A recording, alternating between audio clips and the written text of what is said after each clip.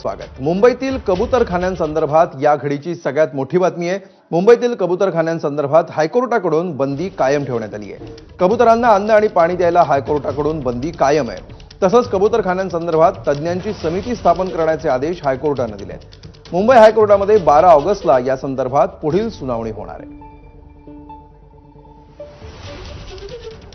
तर कोर्टाने सुनावणीमध्ये काय म्हटलंय आपण बघूया।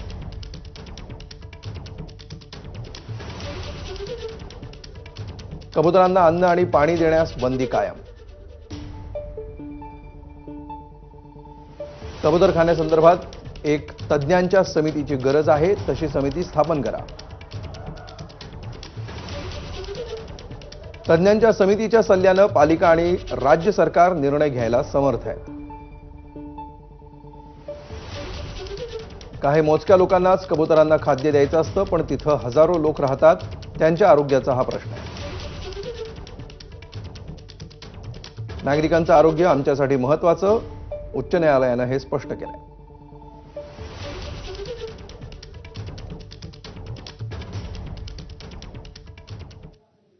आणि याविषयी शिंदेच्या शिवसेनेच्या नेत्या मनीषा कायंदे यांची प्रतिक्रिया आपल्यापर्यंत आलेली आहे, त्या काय म्हणतात बघूया।